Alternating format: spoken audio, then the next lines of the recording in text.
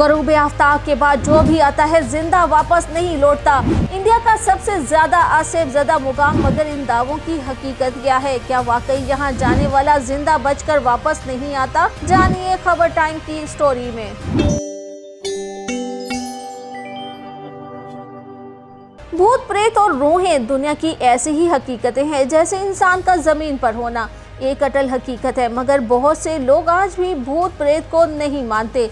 मगर हम आपको एक ऐसी ही जगह के बारे में बताने जा रहे हैं जिसके बारे में कहा जाता है कि जो भी गरूब आफ्ताब के बाद यहाँ आता है वो जिंदा वापस नहीं लौटता। यहाँ अंधेरे में आने वाले या तो मर जाते हैं या गुम हो जाते हैं। यहाँ के लोगों ने भानगढ़ किले की कहानी की इब्तिदा कुछ इन्हीं अल्फाज में की थी। ये वो किला है जहाँ नस्ब बोर्ड पर वाज़ेह अल्फाज में लिखा है कि गरूब आफ्ताब के बाद से तलुए आफ्ताब तक यहाँ दाखिला सख्ती से ममनू है। मकामी रवायतों के मुताबिक ये किला आसेफजदा है और इसे इंडिया का सबसे आसेफजदा मुकाम करार दिया जाता है। भानगढ़ किले की तामीर 16वीं सदी में हुई थी और ये राजा माधो सिंह की सल्तनत का सदर मुकाम या मरकज था। मगर तामीर और आबादकारी के चंद ही बरस बाद इसके मकीन इसे छोड़कर कहीं और चले गए और मुकामी रवायत के मुताबिक ऐसा इसलिए हुआ क्योंकि एक मुकामी तांत्रिक यानी जादूगर ने इस किले की रानी को हासिल करने में नाकामी के बाद किले और इसकी रिहायशियों पर जादू कर दिया था। माहिर आसार कदीमा के मुताबिक इंडिया में इस किले को सबसे आसेफजदा जगह करार दिया जाता है जहां भूत प्रेत बसते हैं। इस किले की तामीर का आगाज 1570 के लगभग शुरू हुआ और इसकी तामीर का काम लगभग 1600 में मुकम्मल हुआ। अमीर के राजा भान सिंह के नाम पर इस किले का नाम रखा गया था। भान सिंह का दूसरा मारूफ नाम मान सिंह भी था। माधो सिंह यहाँ के राजा थे जबकि रत्नावती इनकी मलिका थी और ये किला राजा माधो सिंह की सल्तनत का इब्तदाई दारुल खिलाफा भी था। ये किला लगभग 450 साल पुराना है और ये इंडिया भर में मारूफ इसलिए है क्योंकि इसे मुल्क की सबसे आसेफजदा जगह करार दिया जा चुका है। हैरानकुन बात तो ये है कि ये भूत प्रेत की कहानियों के हवाले से इंडिया में पहले नंबर पर है। ये मशहूर है कि अब यहाँ सिर्फ भूत बसते हैं। कहा जाता है कि यहाँ रात के वक्त अजीब और गरीब आवाज़ें सुनाई दी जाती हैं। जो भी रात के वक्त यहाँ आता है वो जिंदा बचकर वापस नहीं निकलता या फिर कहीं और खो जाता है। शुरुआत में यहाँ चंद अमवात भी हुई थी और अब कहा जाता है कि मरने वालों की रूहें इसी किले में भटकती रहती हैं। इंडिया पैरानॉर्मल सोसाइटी से ताल्लुक़ रखने वाले अफराद कहते हैं कि भानगढ़ के हवाले से चंद लोक दास्तानें मशहूर हैं। इनमें सबसे मारूफ दास्तान रानी रत्नावती के हवाले से है। वो हसीनो जमील मलिका थी जो किले के अंदर ही रहती थी और कहा जाता है कि वो इस पूरे किले की इंचार्ज थी। और फिर इसके बाद इस जादूगर तांत्रिक की कहानी है जो रानी को हासिल करना चाहता था। इस जादूगर ने रानी की तवज्जो हासिल करने की हर मुमकिन कोशिश की मगर इसकी ये कोशिशें कामयाब ना हो सकी। इस नाकामी के बाद तांत्रिक ने इस किले के वासियों को बद्दुआ दी और इसने इस अमर को यकीनी बनाया कि ये किला तबाह हो बर्बाद हो जाए। इस किले के ऊपर छतरी नुमा वॉच टावर है और यही वो जगह है जहां सिंह सेवदा नामी तांत्रिक रहता था।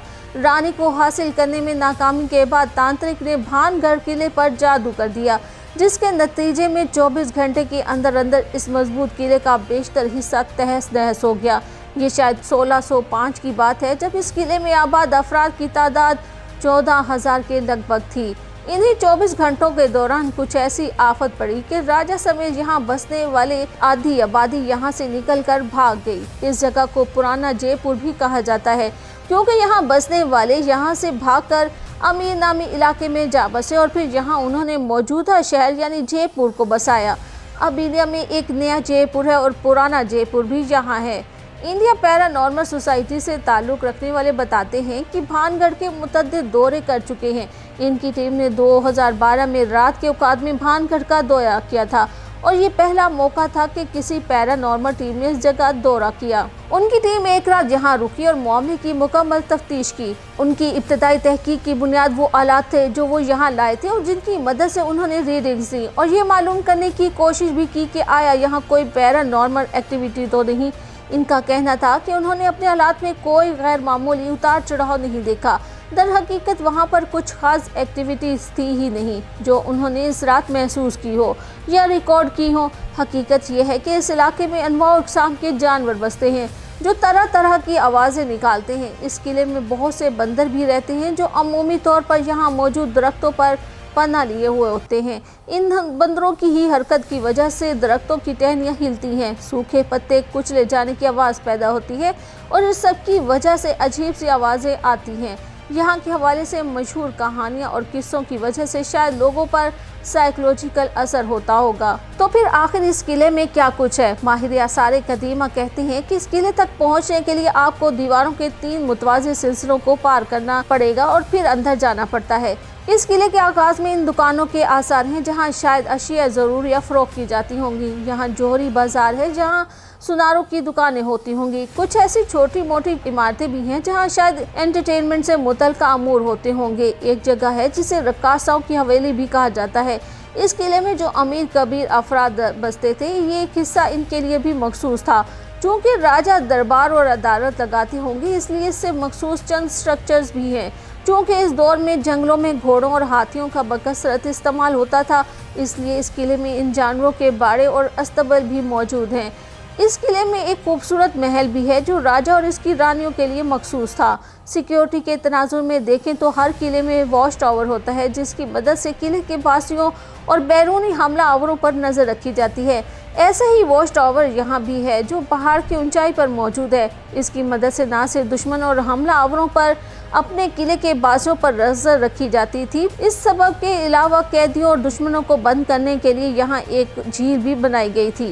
कहा जाता है कि ये किला सारसिक का टाइगर रिजर्व के बहुत करीब वाक़या है। यहाँ मौजूद ताज़ा पानी के चैनल्स आबी और जंगली हयात को अपनी जानिब राग़िब करते हैं। टूर गाइड्स के मुताबिक सारिस्का टाइगर रिजर्व और जंगलाती इलाका होने के बायस यहाँ पूरे इलाके में ही बिजली की सहूलत मौजूद नहीं। शाम के औकात में इस पूरे इलाके पर अंधेरे का राज होता है और अंधेरे की वजह से ही यहाँ बहुत ज़्यादा चमगादड़ें होती हैं, जबकि टाइगर्स और तेंदुओं समेत दीगर जानवर भी यहाँ बसते हैं और इन जानवरों की वजह से रात के औकात में यहाँ खतरा होता है। अगर आसार कदीमा की ज़ुबान में बात की जाए तो एक अच्छी खासी जगह को इसके मकीन क्यों छोड़ना चाहेंगे? इसकी मुतअद्दिद वजूहात होती हैं। मिसाल के तौर पर अगर किसी जगह अशिया ज़रूरियत या ज़िंदगी का पहिया रवां रखने के लिए दरकार ज़राए और चीज़ें मौजूद रहती हैं तो वो जगह कभी छोड़ी नहीं जाती।